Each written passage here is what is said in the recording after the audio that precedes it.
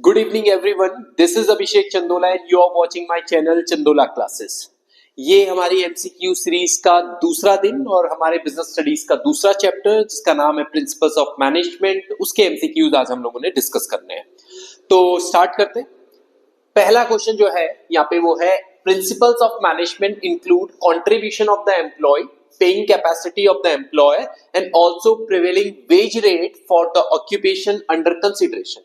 Identify the feature of principle of management discussed above. Simple सी चीज है, ठीक है। तो अब ये क्या कह रहा है, फिर वही मैं आपको बार बार बोलूंगा कि इसने क्या बोला कि ये क्या है, एक कंट्रीब्यूशन ऑफ द एम्प्लॉय, क्या क्या देखता है, include contribution of the employ, paying capacity of the employ and also prevailing wage rate for the occupation under consideration. तो ये कौन कौन से हैं, किस में आता है? यूनिवर्सल एप्लीकेबिलिटी, बात तो नहीं दिख रही है कुछ। Formed by practice and experimentation, उसके बारे में भी नहीं है। जनरल गाइडलाइंस, नहीं जनरल गाइडलाइंस तो नहीं है यहाँ पे। तो क्या बचा? कंटीजेंट। तो यहाँ पे the correct answer is contingent, okay. क्योंकि जो हमारी प्रिवेलिंग कंडीशंस है उसी के ऊपर तो कई चीजें डिपेंड करती है। आप मैनेजमेंट के प्रिंसिपल्स को अप्लाई करते हो, वो किसके ऊपर अप्लाई करते हो? जो हमारी पुरानी कंडीशन है, यानी प्रिवेलिंग कंडीशन है बिजनेस की। चलिए ठीक, अगले एमसीक्यू पे आते हैं। यहां पे फिर एक पिक्चर बेस्ड हमारे पास है और अगर आप इसको देखें तो ये कह रहा है, यहाँ पे बहुत थोड़ा ब्लर सा है, our school building can be placed for temporary shelter during emergencies. Okay, we have a community resource center here. This spot can be used to create the warehouse for the material storage. Okay, तो यहाँ पे ये बात हो रही है कि आप ये यहाँ पे इसी से कई चीजें क्लियर हो जाएगी। और school building can be placed for temporary shelter during emergencies. Okay तो ये किस चीज के बारे में बात हो रही है? क्या बोल रहा है? Identify the feature of management providing manager with useful insights into reality. नहीं, ऐसा तो कुछ है नहीं। Optimum utilisation of resources and effective administration. Yes, यहाँ पे इसी चीज के बारे में बात हो रही है कि क्या है optimum utilisation of resources. Here the resources are getting utilised, है ना, इन एन ऑप्टिमम मैनर, एक सही तरीके से, एक एफिशिएंट मैनर में आप अपने रिसोर्सेज को क्या कर रहे हैं? यूज कर रहे हैं। साइंटिफिक डिसीजन, नहीं ऐसा तो कुछ है नहीं। मीटिंग चेंजिंग इन्वायरमेंट रिक्वायरमेंट, नहीं ये भी ऐसा कुछ दिख नहीं रहा है कि चेंजिंग इन्वायरमेंट रिक्वायरमेंट के बारे में यहाँ पे कोई बात हो रही हो। क्योंकि देखो, मैं लास्ट वीडियो में भी आपसे बोल रहा था एमसीक्यूज हर जगह पे एलिमिनेटेड मेथड एक बहुत सही मेथड होता है एमसीक्यूज को सॉल्व करने के लिए। तीसरा एमसीक्यू है, which of the following statement is incorrect? A managerial principle is a broad and general guidelines for decision making behavior. एक मैनेजमेंट प्रिंसिपल क्या है? ब्रॉड है, जनरल गाइडलाइंस है। मेरे ख्याल से ये तो करेक्ट है, ये बिल्कुल सही है। Management principle are as rigid as principle of pure science ना। मैनेजमेंट प्रिंसिपल रिजिड नहीं है ना, ये कह रहा है कि इट इज रिजिड एज किसके बराबर? जो प्रिंसिपल ऑफ प्योर साइंस। नहीं, तो ये हमारा गलत तो यही है। उसने यही पूछा था कि कौन सा इनकरेक्ट है। इनकरेक्ट हमारे पास यही है। और भी देख लेते हैं। Management principle deal with human behaviour, बिल्कुल सही। And these are to be applied creatively given the demand of the situation, ये भी सही है। The principle of management should be distinguished from the technique of management, बिल्कुल सही है। principles of management and technique of management ये दोनों different है, तो बिल्कुल सही चीज। यानी यहाँ पे हमारे पास जो करेक्ट आंसर, मतलब जो इनकरेक्ट आंसर है वो क्या है? बी है, ये इनकरेक्ट था यहाँ पे।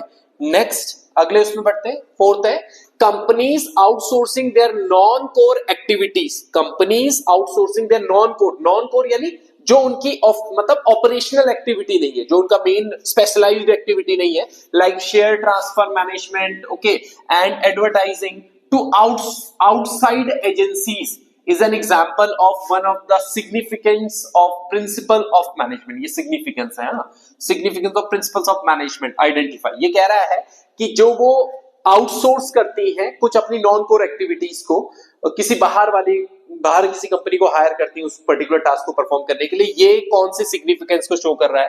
Providing manager with useful insights, नहीं ये तो नहीं है। Optimum utilisation of resources and effective administration, नहीं ये भी नहीं है। ऑप्टिमम यूटिलाइजेशन ऑफ नहीं। साइंटिफिक डिसीजन, नहीं साइंटिफिक डिसीजन भी नहीं है।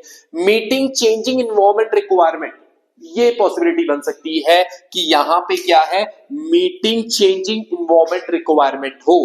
कैसे? क्योंकि देखिए जो आपकी कोर एक्टिविटीज है ना, जो आपकी कोर एक्टिविटीज है, उन कोर एक्टिविटीज में तो आप अपना खुद से परफॉर्म कर रहे हैं, बट जो आपकी नॉन कोर एक्टिविटीज है उनको आप आउटसोर्स कर रहे हैं, सो दैट कि आपको एक तो यहाँ पे बहुत परफेक्ट ऑप्शन पता क्या होना चाहिए था, स्पेशलाइजेशन का, तो वहां पे खैर वो उसमें मिलना नहीं था, तो आपको स्पेशलाइजेशन मिल सके, तो वो क्या हो सकता है, वो जिनके लिए वो कोर एक्टिविटीज होगी, अगर वो उस टास्क को परफॉर्म करेंगे तो ज्यादा अच्छे तरीके से इफेक्टिवली और एफिशिएंटली होगा, और वो कहीं ना कहीं चेंजिंग एनवायरनमेंट रिक्वायरमेंट को भी क्या कर रहा होगा, फुलफिल कर रहा होगा। The correct answer is D. Okay, next, Mr. Kautilya, the manager of Coco Limited, found that Arpit, an employee, is usually coming late to the office. Being new, he could not take strict action against him. Okay. Consequently, other employees also started coming late. Which principle of management Kautilya is not able to apply in the organization? कौन सा principle of management यहाँ पे apply नहीं कर पा रहा है? Unity of command नहीं, बिल्कुल ऑब्वियसली डिसिप्लिन ही यहाँ पे है, ऑर्डर भी नहीं है और अथॉरिटी एंड रिस्पॉन्सिबिलिटी भी नहीं है। The correct answer is discipline. ये तो आसान था काफी। A manager should have the right to punish a subordinate for willfully not obeying the legitimate order, but only after sufficient opportunity has been given to the subordinate for presenting his her case.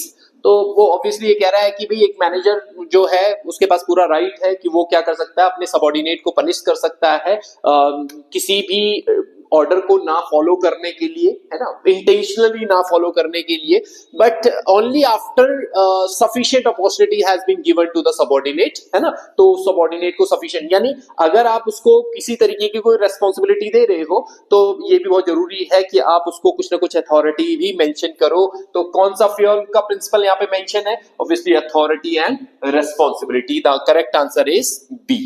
Okay, next, lazy personnel should be dealt with sternly to send the message that everyone is equal in the eyes of the management.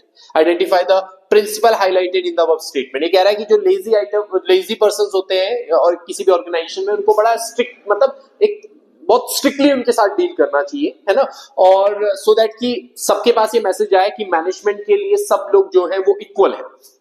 तो कौन सा है? Equity, ये भी है। Remuneration of employees, नहीं ये तो नहीं है। डिसिप्लिन, ये भी हो सकता है। यहां पे क्या है, यहां पे ये दोनों ही हमारे लिए राइट लग रहे हैं, इक्विटी भी है और डिसिप्लिन भी, क्योंकि इक्विटी इसलिए जहां पे ये बात आई in the eyes of the management, in the eyes, equal in the eyes of management, तो वहां पे तो इक्विटी भी सही लग रहा है। और दूसरा चीज क्या है, रेम्यूनरेशन ऑफ एम्प्लॉइज, नहीं ये तो नहीं है। डिसिप्लिन का भी मैटर यहाँ पे है कि भाई यहाँ पे कहीं ना कहीं डिसिप्लिन जो है वो इस तरीके से इन सारी चीजों से क्या होता है, मेंटेन होता है। और चौथा है subordination of individual interest to general interest, नहीं ये भी नहीं है। बट यहां पे हमें, जब वैसे तो दोनों ही आंसर सही है, बट अगर आपको किसी एक को लेके चलना हो तो ये जो केस है जो ज्यादा अगर किसी चीज को हाईलाइट कर रहा है वो डिसिप्लिन को हाईलाइट कर रहा है कि कहीं ना कहीं वो क्या है, वहां पे डिसिप्लिनरी एक्शन लिया जा रहा है किसके अगेंस्ट, वो एम्प्लॉइज के अगेंस्ट जो लेजी है या जो उस तरीके की चीजें ऑर्गेनाइजेशन में फॉलो नहीं कर रहे हैं। Okay, next, identify the principle of management violated in the below picture. कौन सा प्रिंसिपल ऑफ मैनेजमेंट यहाँ पे जिसका वायलेशन हो रहा है? तो देखें पहला, पहले पिक्चर को देखें तो ये दो इंडिविजुअल हैं जो अपनी पैसे की एक गठरी लेके उसके लिए लड़ रहे हैं, ठीक है ना। तो कौन सा है violation? Subordination of individual interest to general interest, esprit corps, unity of direction, initiative. ना तो इनिशिएटिव है ना यूनिटी ऑफ डायरेक्शन है। एस्पिरिट कॉर्प्स इसमें तो नहीं देखने को मिलेगा, ठीक है। तो बचा क्या? एलिमिनेटेड मेथड से भी हमारे पास यही बच रहा है, subordination of individual interest to general interest है। ओके, तो वो यहां पे है। Next, to establish standard of excellence and quality in material is one of the objective of technique of scientific management, ठीक है। To establish क्या? To establish the standard of excellence and quality in materials. Okay, standard of excellence की जो बात होती है वो हमेशा किसमें होती है? एक टेक्निक है स्टैंडर्डाइजेशन, ठीक है ना। तो उसके अंदर तो ये पूछ रहा है कि कौन सा टेक्निक जो है इज द ऑब्जेक्टिव ऑफ, किस टेक्निक का ये ऑब्जेक्टिव है? फंक्शनल फॉर्मेनशिप नहीं, डिफरेंशियल पीसवाइज सिस्टम नहीं, स्टैंडर्डाइजेशन। ये बिल्कुल सही है, मेथड स्टडी भी नहीं है। The correct answer is C, standardization. Okay. Next आ जाते हैं assertion and reason based question है हमारे पास। देखिए क्योंकि इसका बहुत इंपॉर्टेंट रोल रहना है, किसका, असर्शन एंड रीजन वाले जो क्वेश्चंस हैं वो हमारे पास काफी इंपॉर्टेंट रोल प्ले करेंगे यहाँ पे। तो देखिए जरा उनको, मैंने लास्ट वीडियो में भी बताया था, असर्शन और रीजन में आपको ये तो आइडेंटिफाई करना ही है ये स्टेटमेंट सही है कि नहीं है, फिर ये भी देखना है कि उन स्टेटमेंट का आपस में क्या रिलेशन है एक दूसरे के साथ। ओके, तो the principle of management are intended to establish relationship between cause and effect. Okay, relationship between cause and effect so that they can be used in the similar situation. ठीक है, बिल्कुल सही बात है कि हम लोग प्रिंसिपल ऑफ मैनेजमेंट जो है वो इसलिए स्टैब्लिश किया जाता है सो दैट कि हम लोग एक रिलेशनशिप जो है वो स्टैब्लिश कर पाए किसमें, कॉज एंड इफेक्ट के बीच में। ये ठीक है, ये ठीक है। रीजन क्या दिया हुआ है, real business situation are predictable, okay, and perfect principle give solution to the problem. ये कह रहा है कि रियल बिजनेस सिचुएशन जो है वो प्रिडिक्टेबल होती है, अच्छा, और perfect principle give solution to the problem. देखो परफेक्ट प्रिंसिपल जैसी कोई चीज वैसी नहीं होती है, क्योंकि these principle are the general guidelines. Okay, तो ये आपकी पर्टिकुलर किसी बिजनेस पे अप्लाई होगा, वो ऐसा नहीं है कि आपकी पर्टिकुलर सिचुएशन के ऊपर ये अप्लाई होगा। This is the general guidelines जो किसी परफेक्ट किसी इंडिविजुअल सिचुएशन के ऊपर अप्लाई नहीं होते हैं, ठीक है ना। तो रीजन तो गलत है, और जब आपके पास रीजन गलत हो ना तो फिर तो रिलेशन चेक करने की जरूरत नहीं होती, रिलेशन होता ही नहीं है। फिर तो रिलेशन तभी होता है जब रीजन और असर्शन दोनों सही होते हैं। तो यहाँ पे असर्शन सही है, रीजन गलत है, तो असर्शन सही, A is true but reason is false, बिल्कुल सी। नेक्स्ट उस पे आ जाते हैं, ये असर्शन वाला क्वेश्चन है, असर्शन रीजन वाला क्वेश्चन है, और यहाँ पे असर्शन रीजन हमारे पास फिर वैसे ही है। ये है principle of division of work lead to specialisation and increase productivity, बिल्कुल सही। जो प्रिंसिपल्स ऑफ मैनेजमेंट है, सॉरी हाँ, प्रिंसिपल्स ऑफ मैनेजमेंट है, ये प्रिंसिपल्स जो हैं ये हमारी क्या है, प्रोडक्टिविटी को इंक्रीज करते हैं। डिवीजन ऑफ वर्क जो है वो हमारी प्रोडक्टिविटी को बढ़ाता है, और स्पेशलाइजेशन तो ऑब्वियसली। दूसरा क्या है, division of work increase the scope of job rotation among employees, बिल्कुल नहीं, job rotation division of work का काम नहीं है, यानी स्टेटमेंट या सॉरी रीजन सेकंड जो है वो तो गलत है। जैसे पिछले क्वेश्चन में, सॉरी कुछ ऐसा, स्टेटमेंट ये जो रीजन है, रीजन गलत है, यानी असर्शन तो सही है हमारे पास। तो answer must be C, assertion is true but reason is false. Okay, question number 12, आगे बढ़ो भाई साहब, नाराज है। The principle of scalar chain refers to the chain of superior ranging from the ultimate authority to the lowest rank। हम लोगों को पता है ना स्केलर चेन के बारे में। स्केलर चेन जो है वो किस तरीके से फ्लो करता है, बिल्कुल ये था ना स्केलर चेन, इस तरीके से। तो वो कह रहा था कि अल्टीमेट फ्लो जो है वो कहां से, from superior ranging from the ultimate authority to the lowest rank, बिल्कुल सही है, ये तो सही है, असर्शन तो सही है। The scalar chain ensure that the communication should follow the official कुछ गड़बड़ है इसमें, official chain of command. Okay, तो बिल्कुल सही बात है, ये भी सही बात है, ऑफिशियल चेन ऑफ कमांड जो है वो स्केलर चेन फॉलो करता है। असर्शन भी सही है, रीजन भी सही है।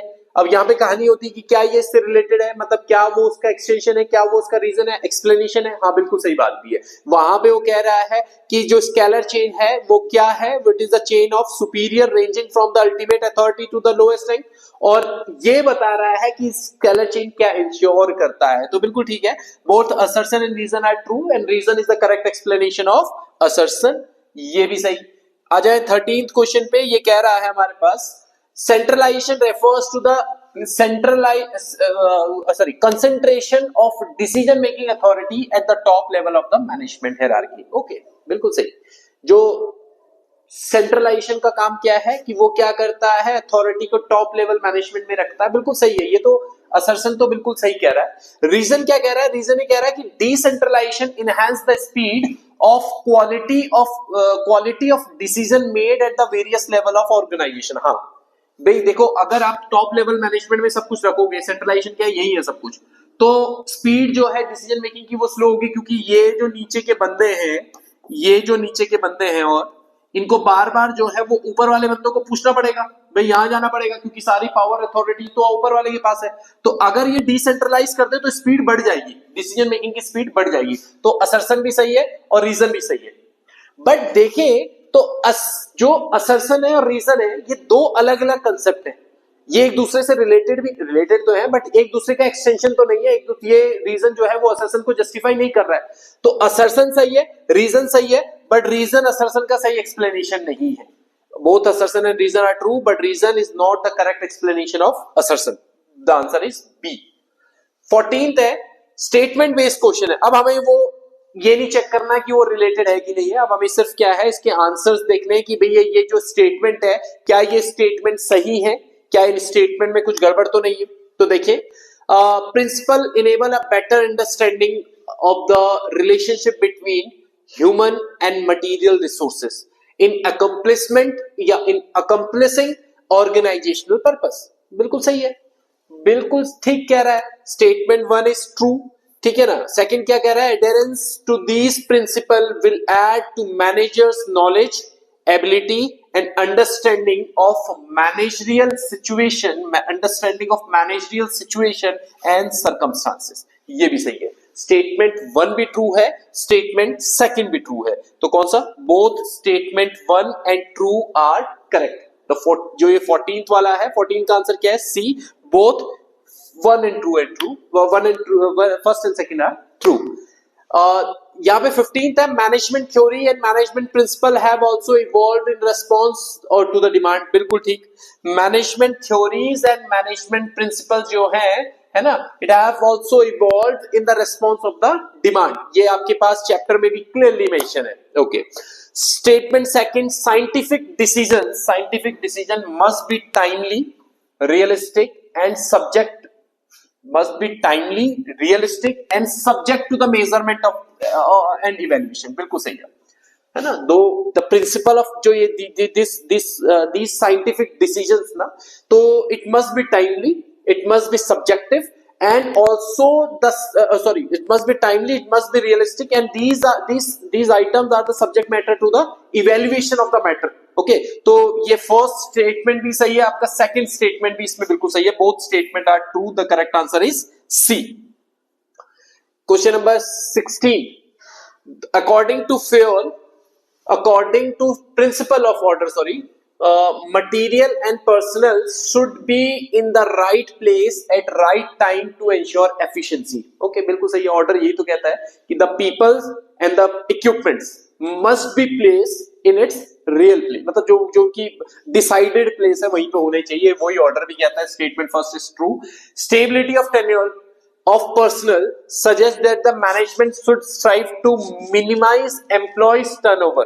बिल्कुल सही है, यही स्टेबिलिटी ऑफ पर्सनल का वो भी था, मोटिव भी था, to maintain stability and continuity in the operation. ये भी सही है, both A and B are true, ये भी सही।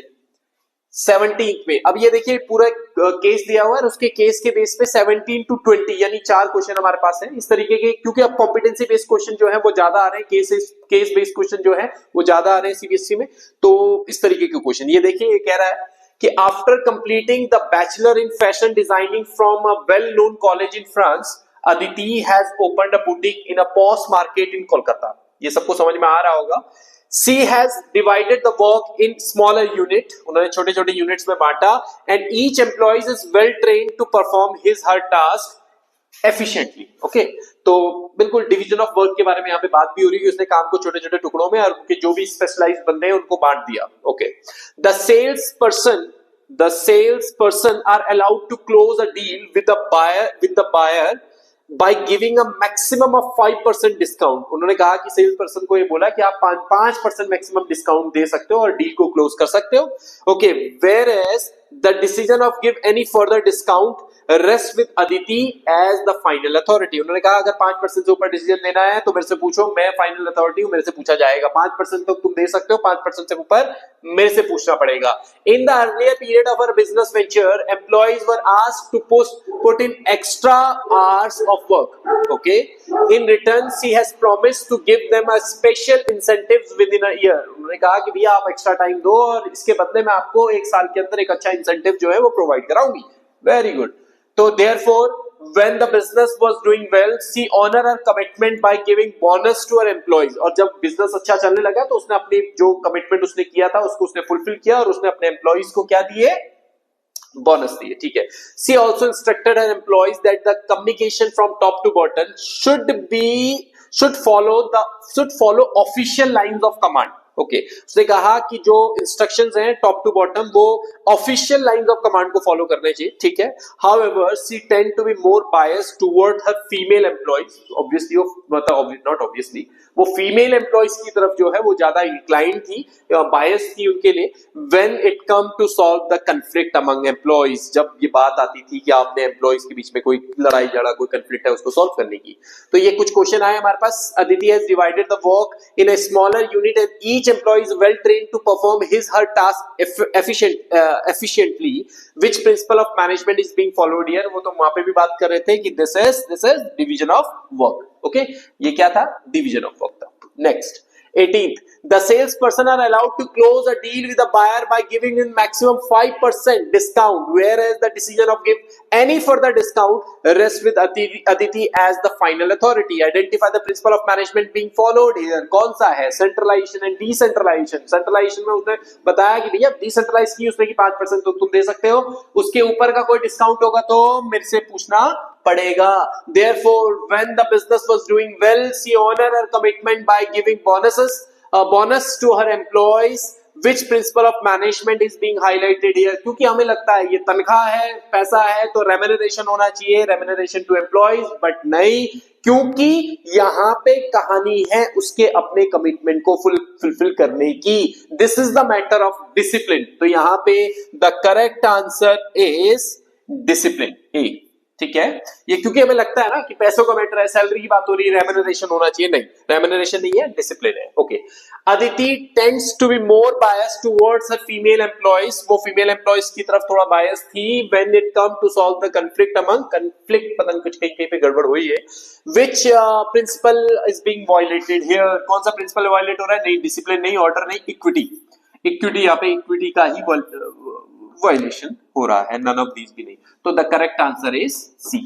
तो these are the important 20 important MCQs जो हम लोगों ने प्रिंसिपल्स ऑफ मैनेजमेंट के अंदर से डिस्कस किया।